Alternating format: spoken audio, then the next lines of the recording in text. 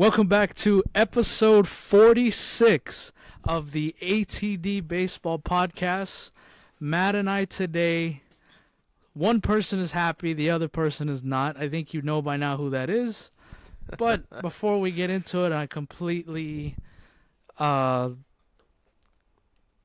out my feelings here. Matt, how you doing? I am doing great, and that's even taking aside the Phillies victory. I'm doing pretty great. So we'll dive into all of that. I got a whole rant to give anyway, once it's time, once we get there. But yeah, I'm doing good outside of the Dodgers getting swept. Melo, how are you? I was telling you before we came on here and started recording, if we would have done this yesterday, I would have been in a much worse mood. But because I've had a day to process it, and I've had a day to kind of just dwell in it and just take it all in, better spirits today. Obviously, I'm not happy. I'm very disgusted and disappointed, to be honest with you. But I'm doing okay. I'm doing a lot better. All right. Good. So obviously we're going to be talking about the division series that wrapped up and getting into a little preview, I guess, of the championship series as well for both sides. We're probably going to focus a lot on the Phillies and Dodgers series, and that's just because that's who we're fans of. That's the ones we paid most attention to for the most part, but we'll talk about the other ones as well too. But I hate to do this, but we're going to start off with the Dodgers. We have to. So, center stage, this is what the people have been waiting for, honestly, is we have not heard from Melo since the Dodgers got swept. It's what we're waiting for. Take it away. Yeah, you haven't really heard anything from me since I put out that video of the Braves last week. I mean, what do you want me to say? There's nothing that I can say or do that is going to make me feel any worse than I already do. Every year, October comes around, and for some weird reason, this team just forgets how to play baseball. And that's honestly an understatement. Everybody's to blame for this. The manager, the lineup, particularly the top two guys in the order, and I'll get to them in a second because I have some harsh things to say about them. Front office, Andrew Friedman, I'm looking directly at you. Just everybody's to blame here for this. Starting pitching, very, very disappointed in them. The only bright spot about these 3 games that the Dodgers had, the bullpen was unstoppable. I think they only gave up maybe one run. I know not Pepio. We'll get to him. He wasn't even used. That's another thing I got to complain about. Emmett Sheehan, all these young kids that we were kind of banking to perform this October, massively underachieve. I'm not going to kill them. I'm not going to kill Bobby Miller. I'm not going to kill Emmett Sheehan. It was their first time around. Michael Grove, I'm not going to dump on them. It's their first time around. They all got put into a very tough situation because a lot of guys went down, and I think it finally reared its ugly head the last couple nights. But back to the top, just the demons and the failure of past postseason struggles reared its ugly head the last 3 nights. And just when I thought it couldn't get any worse in 2022, losing to a Padres team that had like less than 20 wins than you, home field advantage, you beat them up all throughout the regular season. What I saw the last 3 nights Embarrassing. I text you guys this. I was embarrassed to call myself a Dodger fan by the end of Wednesday night. And that's saying a lot. I'm a proud fan of this team. I work at the frickin' stadium. But I have never been more disappointed and more upset to call myself a Dodger fan. For some reason, the calendar changes, and it's the same thing. Pitchers forget how to throw strikes. Hitters can't hit, and they just forget how to hit a baseball. The manager cannot make the right decisions when needed. He's not to blame for this. I do think that Dave Roberts should be gone after this because he did not lose in this series. He managed the game very well in Game 2. He made a mistake with letting Lance Lynn continue to get shelled in Game 3, not using Ryan Pepiot, but it's time to move on. 7 years is enough. He's had a track record of making bad decisions in the past. It's time for a new voice. Clearly, whatever the message that is being put out, it's not working. Because for some reason, like I just said, at the end of September and the week off until Game 1, something happens there. Whether these guys are too relaxed, whether these guys are not focused enough, I don't know what it is. Continuing on, Mookie Betts and Freddie Freeman. Unbelievable. Embarrassing. Two guys that are making almost a combined $500 million only got one single hit between the both of them. And the one single hit that it was, Freddie Freeman had to basically go feet first into first base. Disappointed. You know, I was extremely happy to get both of those guys because they're future Hall of Famers and they're honestly once-in-a-generation players. But Mookie would have stayed in Boston for the right price. Definitely. And Freddie Freeman wanted to stay in Atlanta. Yeah. Just seeing how Mookie has performed in the postseason the last 3 years and seeing how Freddie has looked the last 2 years, I have to ask the question, do you guys want to be here? Seriously. Because if you don't, get the fuck off my team. Okay? We'll trade you and we'll find players that want to play for this organization. It's easy to say, oh, I love it here for 6 months. But for some reason, the calendar changes and they unperform. Embarrassing for two superstars. Never been more ashamed of these two guys. And even with all this, the stupid thing about this is nothing's going to change. Nothing's going to change.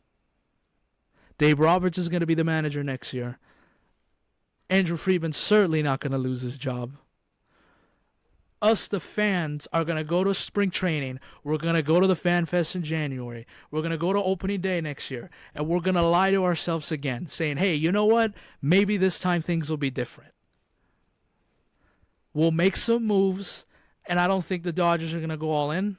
To be honest with you, if Shohei Ohtani doesn't want to come here anymore, I don't blame him. Why would you want to come here? Why would you want to come here? So I can play 3 more games in the Angels? That doesn't sound appealing to me. Just disappointed all around. Congratulations to the Arizona Diamondbacks. I haven't mentioned that. They kicked our ass in 3 games. They were the better team. They were the more aggressive team, and they were playing with some urgency and some fire, which I have not seen from this team the last couple years. The urgency needs to be there, and it's not there. And this is also the other problem I have. Some of these guys in this clubhouse automatically think just because we're the Dodgers and I'm Mookie Betts or I'm Freddie Freeman, things are going to be different and we're going to figure this out. There's no urgency whatsoever. And that bugs the shit out of me. Congratulations to the Diamondbacks. They deserve it. I don't think they'll win the next series, but something has to change in this organization. And unfortunately, I don't think nothing will. And we're going to continue to do the same song and dance, and I'm going to come on here a year later bitching and complaining about the exact same thing. Nothing's going to change. And we're all going to fall for it again. Can't wait. I will say that the Dodgers completely underwhelmed me in this series. And frankly, it's the whole organization, like you said. It starts with Clayton Kershaw, and I hate to put blame on him, but just because you have the mantra that you don't play well in the postseason, that's been hanging over your head, you got to figure out a way to fix that, my guy. You're the best pitcher of our generation, the best pitcher of your whole career. You have been the best pitcher, throughout the length of your career. And you can't figure it out in the month of October. You go out there and you set the tone in this game one and get, like you said, shelled. And that set the tone. James Outman's error set the tone. Now, he's a rookie. Like you said, we can't blame the rookies too much. But still, you set the tone there. The hitting, as you mentioned, is unacceptable. Two of the top three, top four, whatever you want to say, MVP candidates in the National League combined for one hit. One hit across 3 games, that's right. One hit. So, yeah. You had no effect on this series at all. I mean, all the other players were better than you. Literally, everybody was better than you, and than Mookie Betts and Freddie Freeman. This is the time for those guys to shine in the postseason. That's what you're getting paid for, too. Like you said, I don't think a lot of this falls on Dave Roberts. Now, I agree with you. I think it's time to get a new voice in there. And it's easy to say that. The question then, of course, is who would replace him. We're not diving into all of that. So it's easy for us to say now, replace him without diving into, who should replace him. But I would not be opposed for the Dodgers getting a new manager, getting a new voice in there at all. Shohei Ohtani, signing him, guess what? He can't pitch next year. You're not getting another pitcher. Granted, you're getting Walker Buehler back from injury eventually, whenever that is. It should be next season, the start of next season. But still, could have we seen Clayton Kershaw's last game as a Dodger? Very possibly. I'm so glad you mentioned Clayton Kershaw. I mentioned this in the article that I wrote last night for ATD. I don't want him back on my team next year. Whoa. I'm done.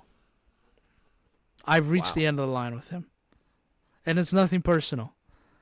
I appreciate everything he's done for this franchise. All the strikeouts, all the wins, the World Series in 2020, All-Star Game, the MVP. I appreciate all that, and I'm so thankful. He's a hero to me. I've told you guys this. The day he gets inducted into the Hall of Fame, I'm going to be there with my jersey, probably crying. And he's going to have number 22 hanging from Dodger Stadium sooner rather than later. But it's time. No more. It's time to get some new guys out there. It's time to look into the market. Stop being cheap. Forget about the luxury tax. Now, it's easy for me to say because I'm not the one paying it. But Andrew Friedman, not Farhan, he's not here. Andrew Friedman, and this goes for the owners too, Mark Walter, stop being cheap. Go get a big-time starter. We have Walker Buehler, Dustin May, maybe. I don't know. Tony Gonsolin. They're all coming back next year. I'm a little scared. All 3 of them are coming back from arm injuries. I don't know if I like that. Yeah. I don't know what it's going to take, and I don't know who to get right now, but stop being cheap. Go get a big starting pitcher who can maybe, I don't know, go past the second inning in a playoff game. Is that too much to ask? You think it wouldn't, but according to the Dodgers, it is. Asking a pitcher, to get more than 6 outs in a playoff game. Yeah. It's very disappointing. It's very disappointing. Less than an inning from Kershaw and Bobby Miller, I believe. So it's going to be tough. You're going to have to figure some things out if you're the Dodgers. That's for sure. Like you said, credit to the D-backs. They moved on. Congratulations to them. They looked very impressive in that series. Their bats were not quiet any of the 3 games. They were hitting lots of home runs, and we'll see how they fare in the CS here. We'll get to that in a minute. You got anything else? Because we're going to move on to the Phillies soon then, if you don't.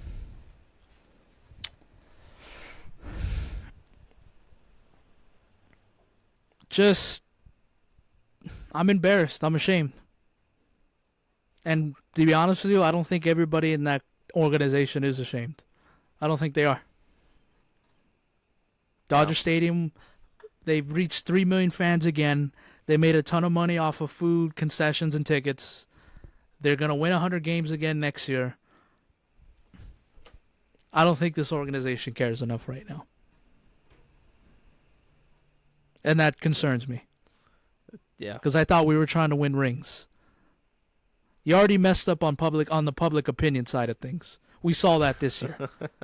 You already messed that up. So the least you can do is not be cheap and, put some guys in here that actually want to play for this organization. Because quite frankly, I think we got some guys in here that are looking maybe at other places right now. Interesting. So we're going to switch it over, flip over to the other National League Series. Of course, with my Philadelphia Phillies taking down the Atlanta Braves 3-1. Again. And where do I start here? Who was the back-to-back now NL East champs, and who lost both years in a row in the division series to the Philadelphia Phillies 3-1? That'd be your Atlanta Braves. When does the NL East crown start to mean a little bit less if you're the Braves? Are we celebrating 100-win seasons, or are we celebrating postseason wins? Because you only got 2 to show across the last 2 years here. I don't know. I mean, my Phillies rolled through the Braves again. There were moments, and the one game the Braves did win, it took a very clutch home run from Austin Riley, a very clutch catch from Michael Harris II, debatably very risky base running by Bryce Harper, borderline not very smart, and then an incredible play by Austin Riley to close it out. That's what it took for the Braves to beat the Phillies in one game. The NL MVP from this season, he's going to be, and rightfully so. He's been great all year. Just to read you his stats a little bit from this series. He had 2 hits, hit 143, 0 runs driven in. Your home run king from the American League and the National League, all of Major League Baseball, Matt Olson, 4 hits in the series, 250 slugging percentage, 0 home runs. The Braves pitching allowed the most home runs, 11, in the whole postseason, and guess what? They only played in 4 games. That's more than these teams that were in since the wild card. More than the Rangers. Well, I mean, their pitching's been pretty good, actually. More than the Phillies, more than the Diamondbacks, more than anybody. In this 4-game series, they gave up 11 home runs. We have Spencer Strider's number and Max Fried's number in the postseason. I don't know what to tell you, Braves fans. The NL crown means nothing to me anymore, because if you can't show up in the postseason, that's not worth anything. I don't swear a lot on this podcast, but that's not worth a damn. Come on now. If you can't win postseason series, what's it matter if you go out there and win 100-plus games in the season? I mean, we just talked about the Dodgers. They're in the same boat. The Braves won 1 more game than the Dodgers, and as I said, took skill. The Michael Harris' second catch was skill. I understand that. A little bad luck from Bryce Harper. He made the decision, sure. He did slip on the way back to first base. a little luckiness that Austin Riley was in the right place at the right time. There's no way you can say he was thinking that play was going to happen when he moved over there. That's not the case. It took a little luck to get you that one victory, and that's all you got.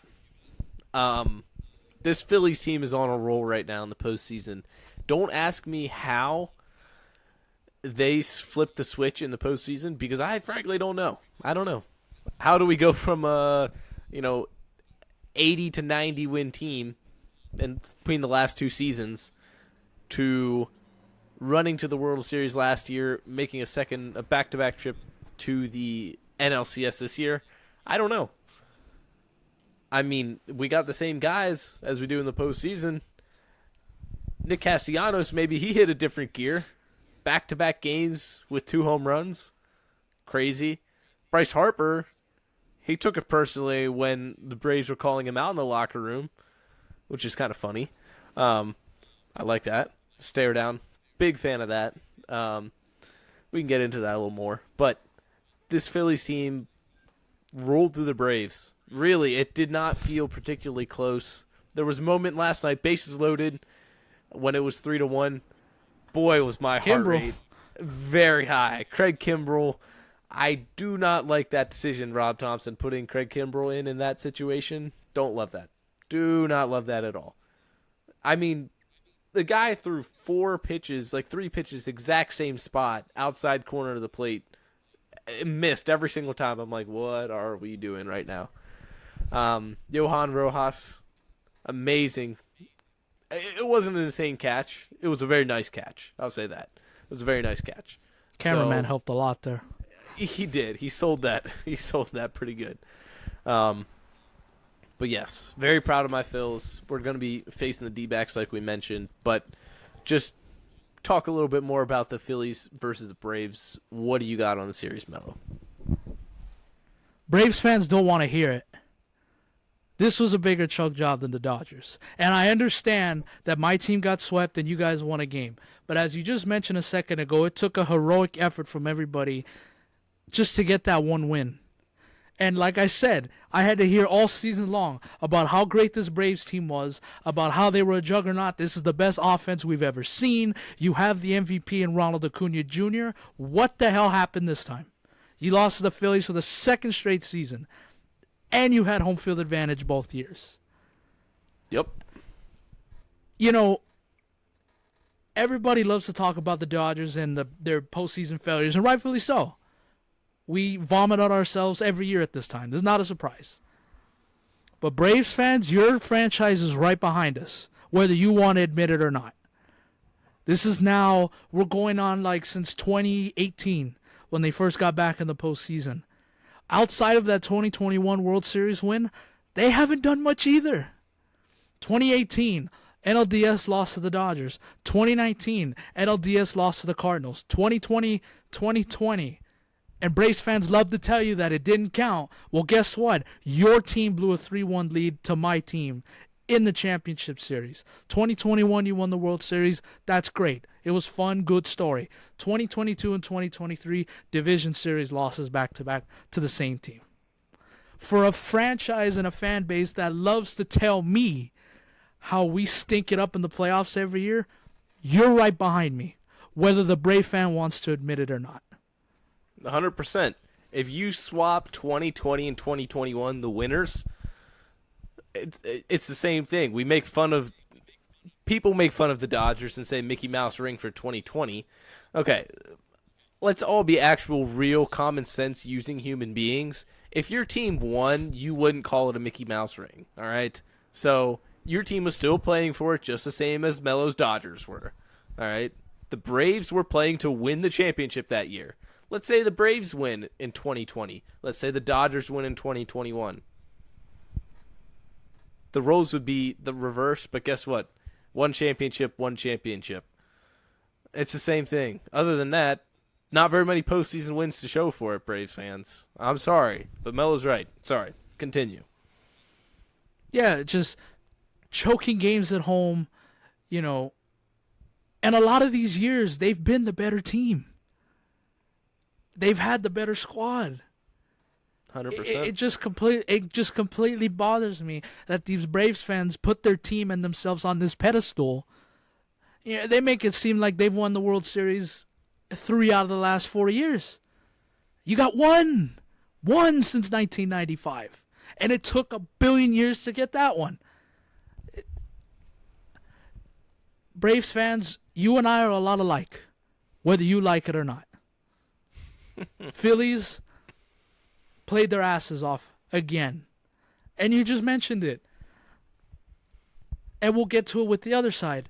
Winning 100 games and winning your division doesn't mean a damn thing anymore right now. Nope. All you have to do is get in and get hot and have your superstars perform in the postseason, just like Bryce Harper did. All these teams, the Giants, the Dodgers, the Yankees, could have had Bryce Harper a couple years ago.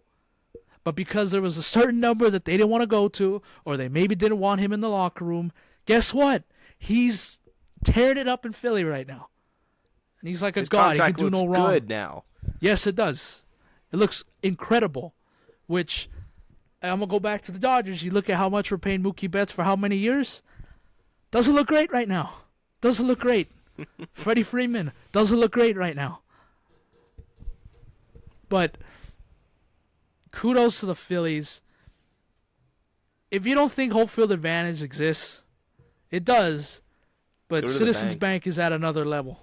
They bring it to another level. And there's only 2 teams left, but they are your favorites. Probably not your NL favorites. They're probably your World Series favorites right now with the Rangers and maybe the Astros. They're right there. But they have a perfect nucleus. They got 2 pitchers in Nola and Wheeler that can go deep into games and keep you in games. And then they got an offense that can mash you with home runs like Nick Castellanos. Mm-hmm. And they just know how to perform in October. They have guys that want to play for their team. They want to play for that city. And I got to say, it's been so fun to see this Phillies team the last 2 years perform. They didn't finish the deal last year. Maybe they're heading towards finishing it this year. Could be. We're on our way. That's a good segue into the NLCS here, and we'll give our predictions here too. But obviously, in case you didn't know, this is going to be a 7-game series now. So that transfers over once we get to the championship series. So bit of a different dynamic. Wouldn't mind that the last row. What, so you could play one more game and lose that one too? Pretty much, yeah, exactly. Just play one more game and have Kershaw get lit up again. And have Mookie go 0 for 4 again. No, it's okay. The joke was there. Yeah, it was. It was teed up pretty good for me. But like I said, Yes. 7-game series now. And 2 very fun offenses. The D-backs offense looked better than it had most of the season against the Dodgers, for sure. A lot more power from some of the guys you wouldn't have expected during the regular season. Hey, you want to know why? Because they have a pair of balls, unlike my team. They did. They put them right on the table. They dropped them. They put their balls right on the table. They did. I don't want to go more graphic with it, but you know what I would have went with that too. That's right. You got me derailed here. Anyway, D-backs offense came alive. You got 2 stud pitchers for the D-backs too, Gallen and Merrill Kelly, looking great. Both of these teams, once you move off the second, there's question marks. I think the Phillies are a little more sound, and that I don't think that's biased. Ranger Suarez showed out in his last game last night, and then you got Brandon Pfaadt on the other end, who, hey, he made nice appearances so far. I don't think he's quite on the same level as Ranger Suarez, but I'm not going to knock him till he gets blown up, and maybe he doesn't. So, but I know there were a couple bad starts for him on the season. Now, once you get beyond that, pitching side, D-backs bullpen looked really good against the Dodgers too.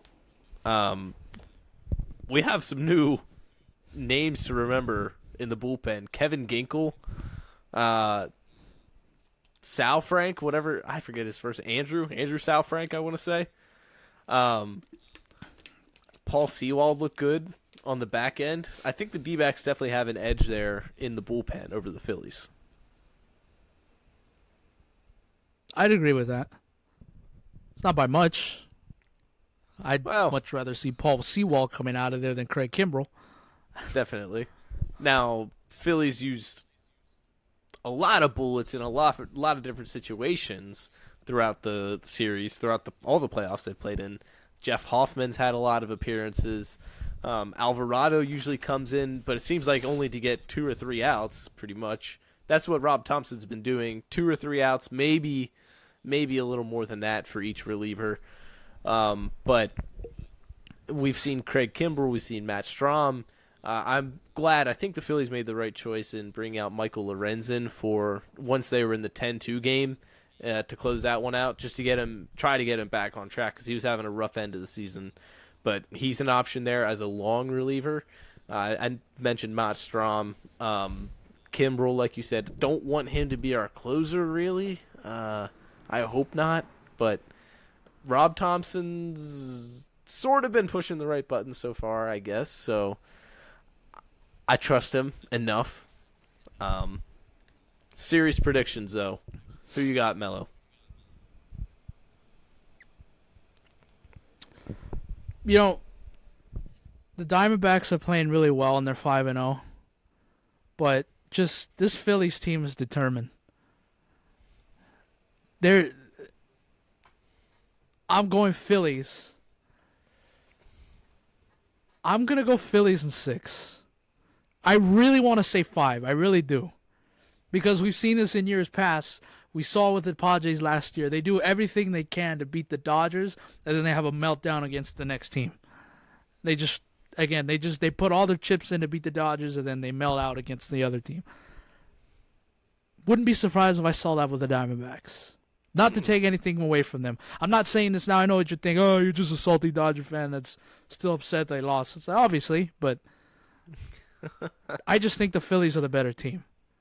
And they've been determined to get back to the World Series and close the deal. Phillies in 6. Okay. Kyle was not able to make it on for this episode. He has also got Phillies in 6 for this series. I'm torn here. Sweep. No. Not a sweep. Not a sweep. Phillies do have the home field advantage, which in this layout I'm not in love with. I don't love the way, because it's 2-3-2 2-3-2. So I don't love that. I'm with you. Because if the D-backs steal 1 in Philly and then sweep the 3 at home, we don't go back to Philly. So you actually have to win those 2 home games. I think Phillies get it done in 6. I hate to agree with you guys, but I think they can close it out in 6. Yeah. I don't know what else to say. I'm gonna go Phillies in 6 in this one. Looking forward to it. Phillies back to the World Series. I sure hope so. Yeah. Really excited for it. Gonna be a great series. D-backs are not the team I probably would have penciled in to be in the NLCS, but here we are. They've proven they deserve this spot, and let's see what they got. On the American League side, I don't think we got a chance to cover Rangers. No, we did. We covered Rangers sweeping the Orioles. I believe so. I believe Kyle and I got that. 3-0, obviously. Rangers over the Orioles. So we're not going to talk a lot about that series. That's old news anyway. That series is long over. So we're going to do Astros Twins a little bit. This series has also been over for a couple days now. So Astros win 3-1, I believe, right? Twins took 1 game. So Astros really kind of looked in control the whole series. I mean, Yordan Alvarez, he is on another level right now. I mean, what he did to the Twins pitching is kind of embarrassing for the Twins. You were supposed to have great pitching coming into this postseason. Well, all season long, you had pretty good pitching, and the Astros sort of were like, that's not very good. Astros showed why they are inevitable and heading back to the ALCS for the 7th straight time. Yeah, what do you got on this series? Yeah, you hit it right on the head. This is what championship teams do. They take care of their lesser opponent. They take care of business. I'm gonna be using that theme a lot with a lot of these teams. Unlike my team that doesn't know how to win. These guys have champion. This team's Phillies, Astros. They have championship DNA. And yeah, Yordan Alvarez on another level. Jose Altuve continues to shut up the critics about 2017. He didn't have a great postseason last year, but he still got the ring and he justified it. This year he's back on track, having a much better postseason. Jose Abreu. He yes. He is. Where the hell did this come from? Exactly. He found life in his bat in that series, and who knows how big of a spark that can be. Hey, I count 2020 as a real chip. I count 2020 MVPs as real MVPs too. That's an MVP on your field right there. So, anyway. Yeah, even after they lost Game 2 at home, which, seems like it's kind of impossible to see an Astros lose a home postseason game at home. It just still felt like, the Astros are going to get... They may have to come back to Minute Maid for a Game 5, but I think I mentioned this before the series. The Twins had to play perfect to even have a shot in this series. And they played good for one game. They made Game 1 interesting. I think they were down by 1 late in the game, and they won Game 2, and they just fell flat at home. Obviously, the Twins would have liked to move on, and their fans, obviously, but I think it was pretty successful. I agree. They won a weak division, and it was basically handed to them. They were able to finally break the curse and end their winless postseason streak, swept Toronto, and they can say, you know what, we played the Astros well for 3 games. Minnesota fans have nothing to be disappointed. They have nothing. They should be very proud of their team, and the guys in that locker room should be proud of themselves too. It's just the Astros are the clear better team. We're the clear better team, and they showed you why in this series. They were a buzzsaw, and the Twins are a good squad. They have a lot to build on. They have a bright future, I think. But their offense looked a little flat in some cases. You're relying a lot, it felt like, on Correa and Royce Lewis. Now there were guys there were guys who had impacts too. Edward Julian had a home run in that last game, I believe. But you need a lot of offense to outduel the Astros. And the Twins weren't quite able to provide that. And then when your most vaunted weapon coming into the series and all season long is your pitching pretty much, and that kind of gets destroyed, well, you're already looking for a second way to win the series at that point. And when you're having to rely on this offense to keep up and then outduel the Astros, it's going to be a tough series. And obviously we saw that.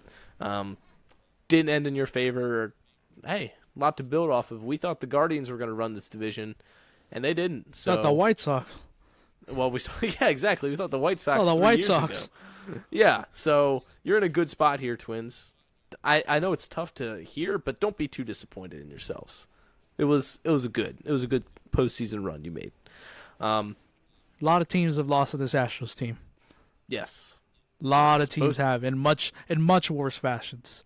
Both of our teams. Yes. So, they cheated me out of one. So. True. Previewing this ALCS a little bit then. The Rangers coming in, lots of rest. Opportunity to set up their rotation however they would like. Probably starting Jordan Montgomery Game 1 would be likely. Scherzer. Where does he Rumors fit about in this? Scherzer. Yes. They said he's ready to go. Okay. So we'll see where he slots in. Maybe he could be their number one. It depends. Maybe you want to give him another day of rest. I don't know. But yeah, Scherzer coming back is going to have an effect on this series as well. Rangers offense red hot. But they're also running into an Astros team that's red hot too. So, Battle of Texas. I don't know. I mean, we just jump right into predictions, I guess. What do you got? Before I get to that, just so I can give myself more time to think about this. This is pretty cool.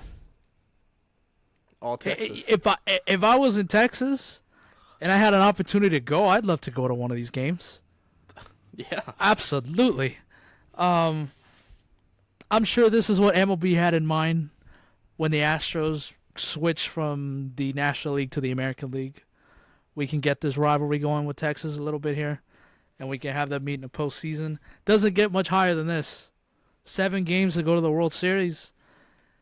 How funny would it be, though, that the Astros have been dominant for so many years? It took the team that they share the state with to knock them out. That would be pretty funny. That would be. I'm going Astros in 7. Ooh. I'm going Stros in 7. Watch, this is the one time I pick the Astros. This is the one time they're going to lose. I just think the experience and Jordan being on another level, and I understand Seager's on another level. A lot of all this offense for the Rangers is incredible, and they were unstoppable against Baltimore. I think the Astros are going to figure out a way to win this series in 7. All right. Kyle has got the Rangers in 7. So, interesting. He's going with the Rangers with the new blood in the postseason here. I got a bold take before I give my prediction here. My take is going to spoil the prediction, I'm aware, but I'm going to put this out here, and I truly believe this is going to happen.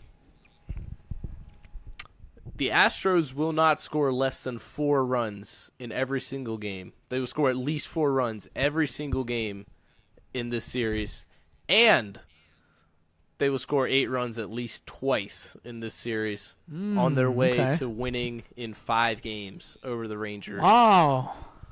I think the Astros offense is going to be too much for this sort of struggling Rangers pitching. They've looked good in the postseason. I understand that, but they don't look great in the regular. They didn't look great in the regular season. The rotation, a little shaky. Max Scherzer coming back from an injury, not what you like to count on. Melo's had bad experience with Max Scherzer and injury history. Yes. Dead arm. I love how now that he has a good contract, he's wants to get back out there and pitch, but all of a sudden in a contract year, no rush to come back and go out there and give it your best. How ironic is that? Yeah, interesting to say the least. I don't know. I don't think the Rangers pitching is going to be enough to stop the Astros. We saw the Astros tear through the Twins pitching, and we haven't seen a blow up from the Rangers rotation yet. And I'm not sure there's going to be a chance for them to blow it because I think the Astros are going to be that far out ahead by the time the bullpen comes in that it's not going to matter anyway. But the one game the Rangers do win, their offense will outduel the Astros. And maybe the Astros only score 4 runs that one game because I'm sticking with that, 4 runs, at least 4 runs every game. Maybe the Rangers are able to get 5, 6. I think the Rangers get 1, but the Astros are the dominant team. They're heading back to the World Series again, and literally they are MLB's only dynasty at this point. Like we said earlier, it doesn't matter if you make it to the playoffs. The Astros are the only ones making it to the championship series consistently at this point. So they are MLB's only dynasty, and they're going to keep it rolling. Yeah, going back to the Rangers and their pitching, they've looked good because they have pitched well, but a lot of it, offense is scoring 8 or 9 runs a game.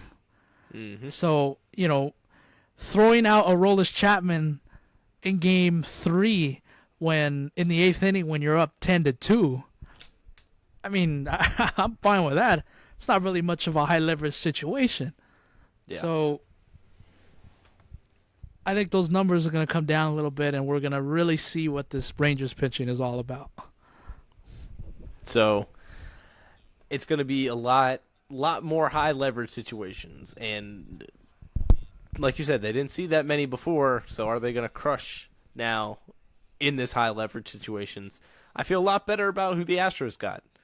Ryan Presley is a dominant closer in the postseason for the Astros. He's been great. I trust Justin Verlander in the postseason. Framber Valdez has a great history in the ALCS. I like their guys better than the Rangers rotation and the Rangers bullpen. So, yeah, I'm going with the Astros. I hate to do it, but I think they're making it back to the World Series. You just said it, they're MLB's dynasty. And they're proving it again year after year. All right. Another round of postseason baseball in the books. Mel, you got anything else you want to add on this episode yet?